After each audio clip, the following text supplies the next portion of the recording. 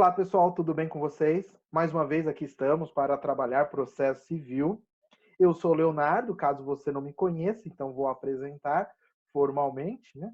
Às vezes, como eu sempre menciono, o aluno entra num módulo específico, então, para fins de organização, meu nome é Leonardo Gutierrez, nós vamos trabalhar processo civil.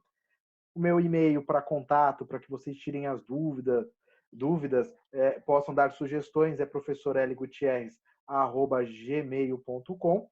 Também tem as redes sociais, Instagram, Facebook, então sigam lá nesses locais, para que assim vocês possam ter uma relação mais próxima comigo e assim eu tenho a melhorar o meu conteúdo, tirar as dúvidas de vocês, enfim, criar uma rede aí de contatos e conhecimentos, tá bom? Então, um prazer para quem está começando agora e aqueles que já estão desde o começo, vamos firmes, porque a gente sabe que a nossa tarefa ela é árdua, mas também vai ser prazerosa e recompensadora. Então, o que nós vamos aprender agora, né? Então, nós vamos falar do saneamento, a limpeza e a organização do processo, nós vamos falar da audiência de instrução e julgamento e também vamos falar das provas. Essa é a nossa missão, então vamos juntos que fica muito mais agradável essa missão.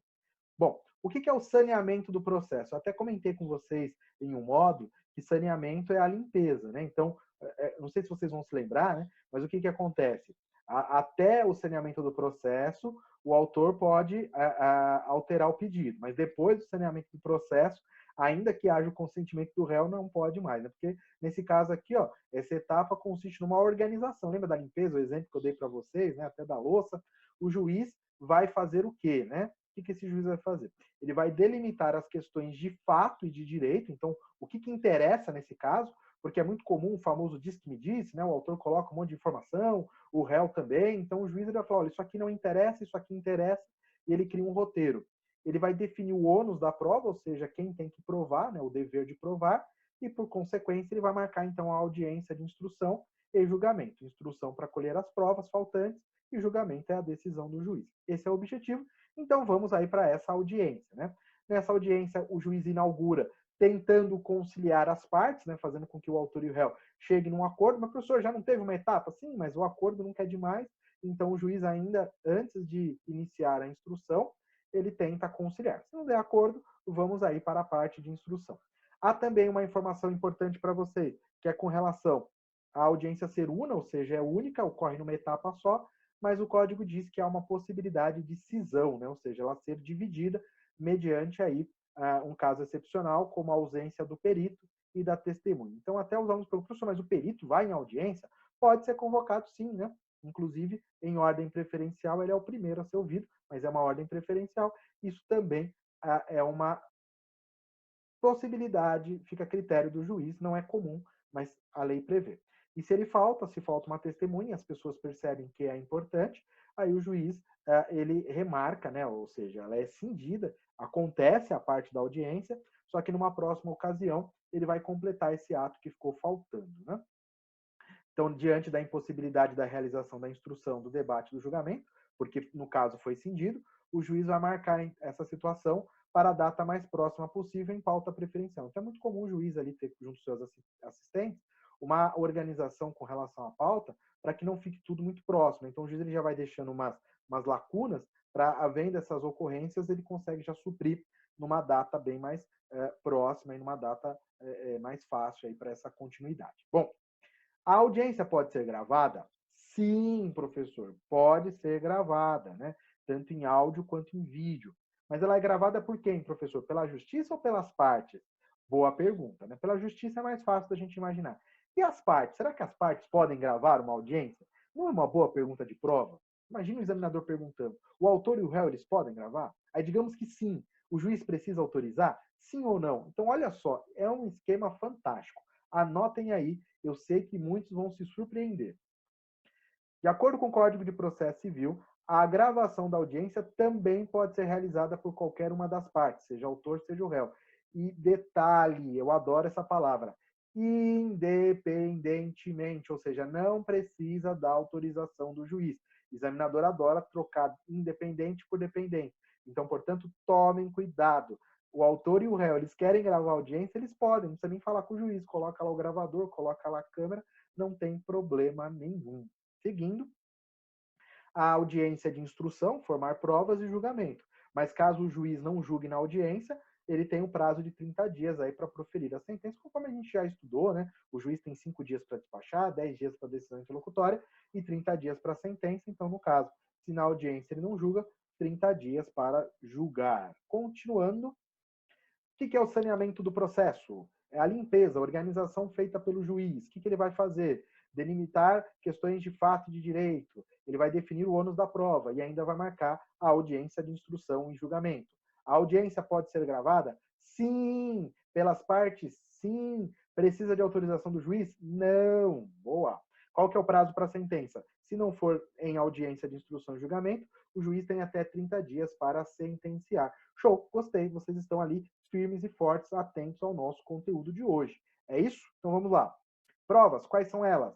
Depoimento pessoal, documentos, testemunhas, perícia e inspeção judicial. Professor, todas elas ocorrem em audiência? Não. Por quê? Eu vou explicar para vocês. Ó. Em audiência, somente testemunhas, depoimento pessoal e só.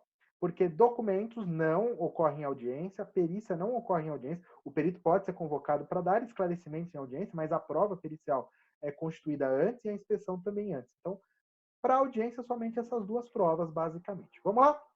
Bom, primeira coisa, ônus da prova, o dever de provar, como é que fica?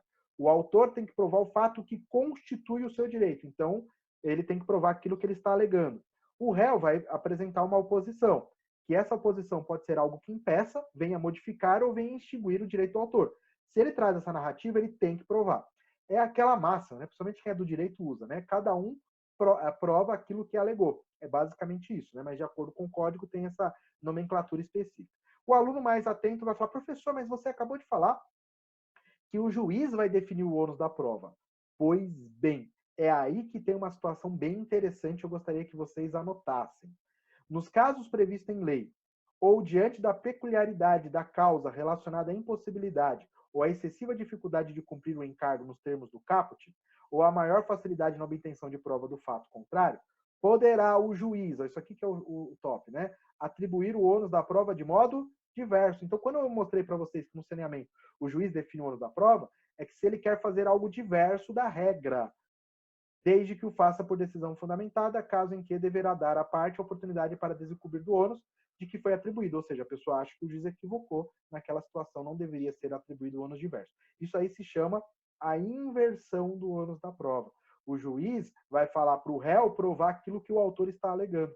Mas por que, professor? Por exemplo, no direito do consumidor, né? Há uma inversão prevista, inclusive, no código, justamente porque eles entendem que o consumidor tem uma dependência técnica, né? Então ele é hipossuficiente nesse segmento, então ele não conhece todas as especificidades para conseguir rebater, para conseguir contra-argumentar com alguém que produz aquele, por exemplo, produto. Então, por isso que o juiz fala, o autor está alegando, mas o réu vai ter que provar, ele está invertendo o ônus da prova, desde que o faça por decisão fundamentada. Então, por isso que lá no saneamento processual, o juiz pode definir o ônus da prova, que é no caso inverter. E se ele não vai inverter? Aí ele coloca que segue a regra geral do Código de Processo Civil, o autor prova o fato que constitui seu direito e o réu o fato impeditivo, modificativo ou extintivo do direito do autor. Professor, quanta coisa. Você vai falando, você vai se ajustando, isso vai passar a ser do dia a dia de vocês, tá certo?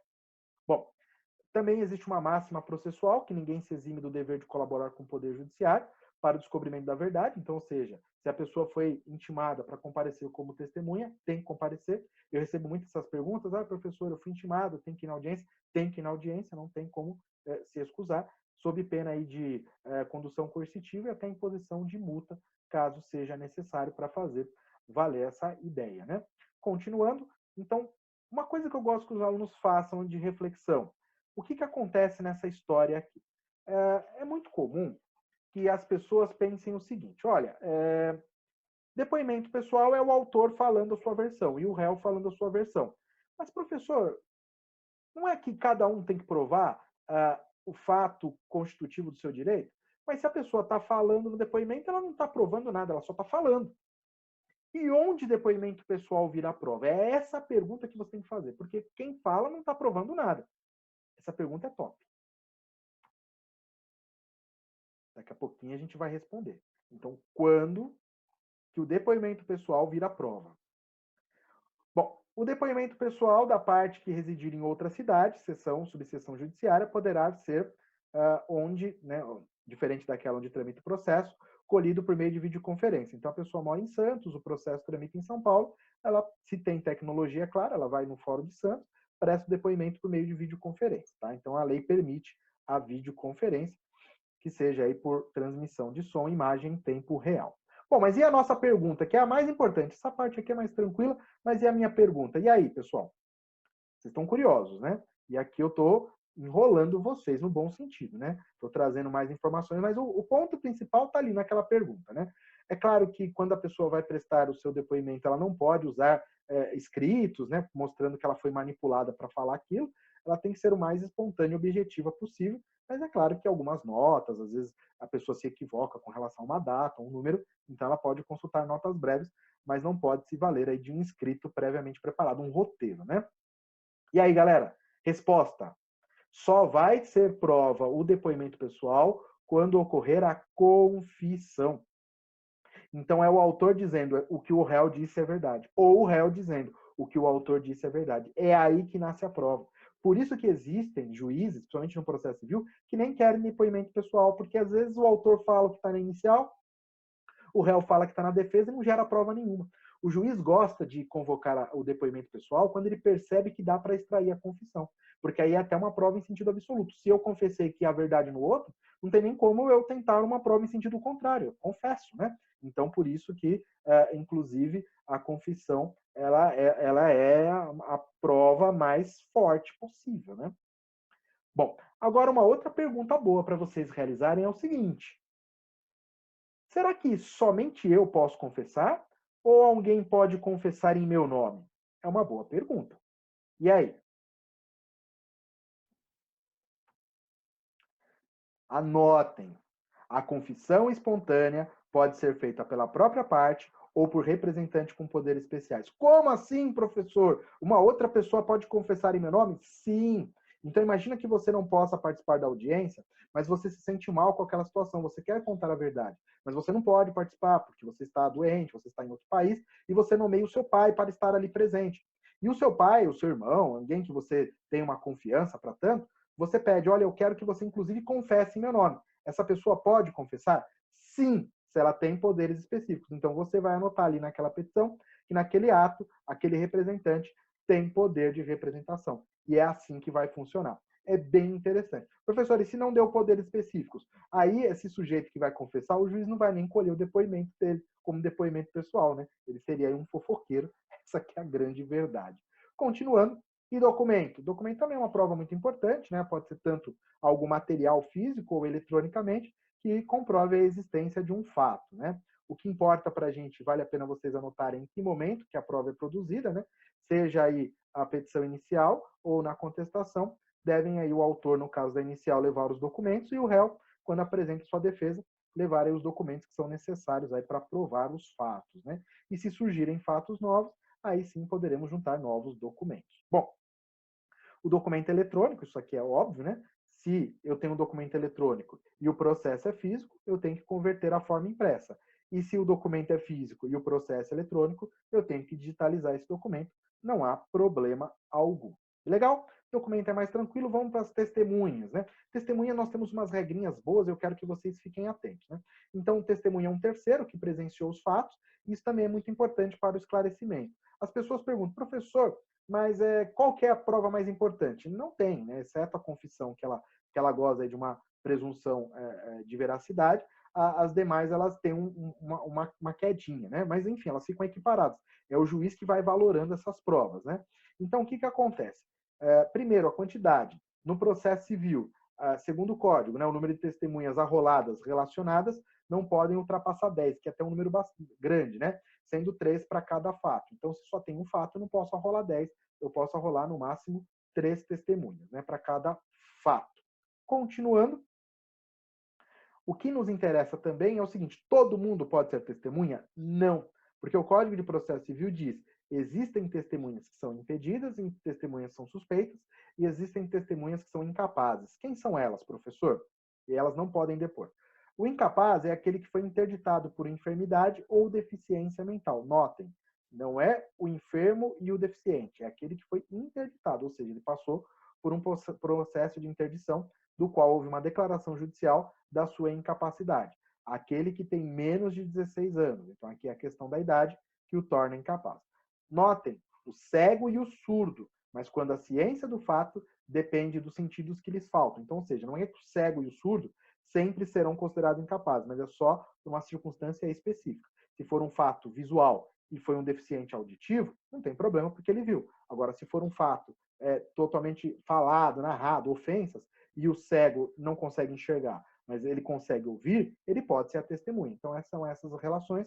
É importante que vocês tomem nota dessas informações, tá certo? Continuando,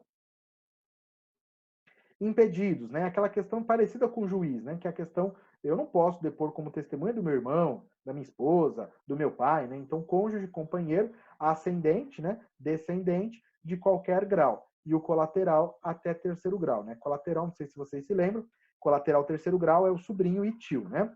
O que é parte na causa, né? Então, ou seja, se eu sou parte, eu não posso ser minha testemunha, eu posso ser, no máximo, o próprio autor da ação, o depoimento pessoal. Eu sou autor, então não posso ser testemunho, né?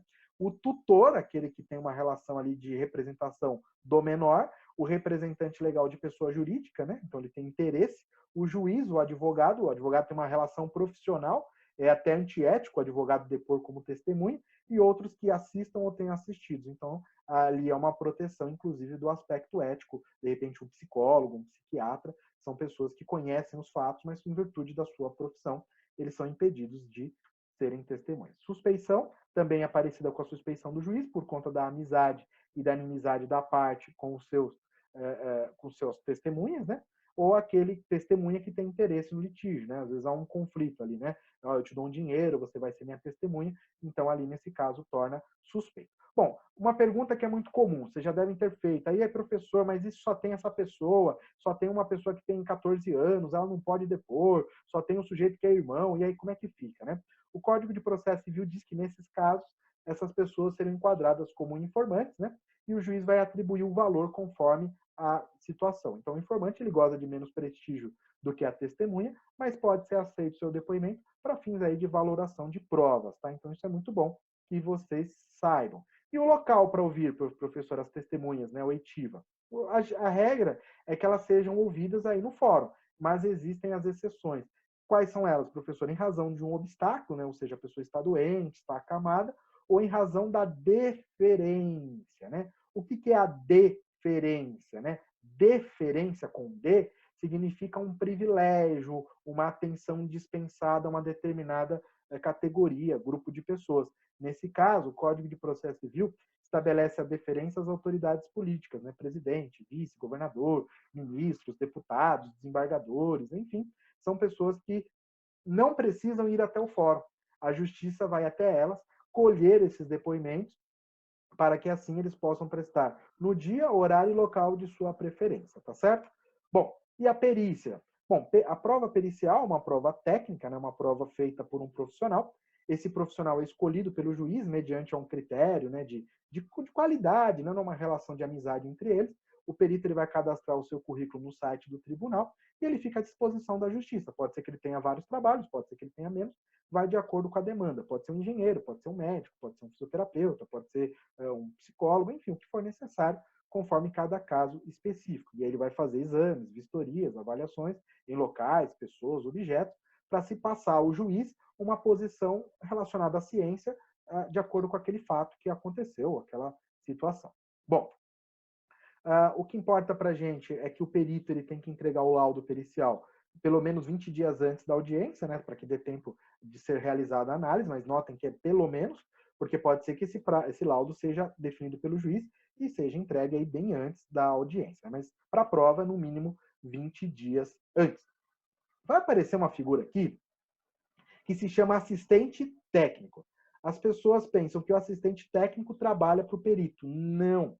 O assistente técnico é de confiança da parte. Por quê, professor? Porque vamos imaginar que é uma questão que envolve engenharia. Eu não entendo de engenharia. E digamos que o perito apresente o laudo. Como é que eu vou contestar se eu não entendo?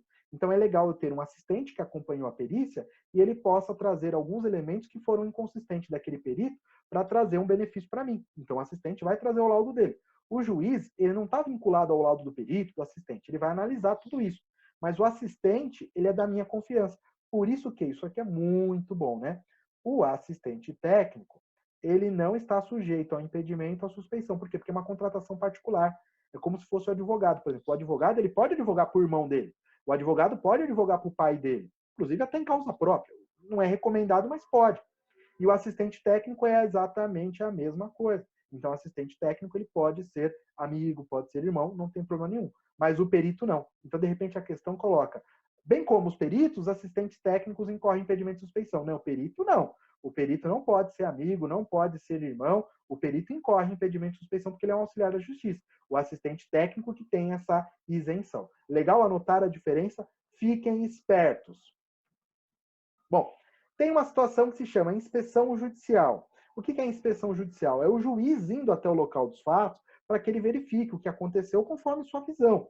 A lei permite que isso ocorra. Então, o juiz de ofício, né, porque ninguém pediu, mas ele sentiu a necessidade, ou a requerimento das partes, pode, a qualquer fase do processo, inspecionar pessoas ou coisas, a fim de esclarecer sobre fatos que tenham interesse à decisão da causa. Ou seja, ele sentiu a necessidade, ele foi até o local para que ele possa checar. Por exemplo, num processo ali de interdição, você vai declarar a incapacidade de uma pessoa, às vezes a pessoa está acamada, ela não consegue ir até a justiça. Eu já vi casos do juiz ir até o local, até para verificar as condições de tratamento, se a família tem cuidado daquele sujeito, para que não seja uma interdição só para fins financeiros, econômicos, ali de manipulação de contas, sem a devida assistência daquela pessoa. Então, às vezes, o juiz pode ir até o local. Bom, aqui é para a gente fixar o nosso conteúdo. Quais são as modalidades de prova? Então, nós temos aí do último para o primeiro, né? Então, inspeção judicial, perícia, testemunha, documentos e também depoimento pessoal. Quem não pode ser testemunha? Os impedidos, os suspeitos e os incapazes. É isso, pessoal. Façam mais perguntas, procurem esquematizar, procurem resumir. Isso vai ser muito bom para vocês. Vamos ver o que nós temos aqui de uma questão? Com relação ao ônus da prova, o dever de provar, de quem que é esse dever? É sempre do autor? Não, o autor só vai provar fato que constitui o seu direito. E o réu, fato impeditivo e modificativo do direito. A C é a mais correta, né? Cada um tem que provar o fato constitutivo. É claro que aqui, por isso que eu gosto de trazer essa questão, né? Ela não é perfeita, né? Às vezes você não acha uma questão perfeita, mas é a que está mais correta, né? Então cada um tem que provar o fato que constitui o seu direito? Não, o autor prova o fato que constitui o seu direito e o réu, fato impeditivo modificativo. Mas é a que está melhorzinha. Será determinado pelo juiz, mas aqui a questão coloca em regra. O juiz vai determinar em casos específicos que ele faz a chamada inversão do ônus da prova. Pessoal, aqui foi um prazer estar com vocês. Mais uma vez, eu espero que vocês estejam gostando desse conteúdo. Lembrando que vocês podem entrar em contato comigo e eu espero que isso seja feito. Um grande abraço, bons estudos e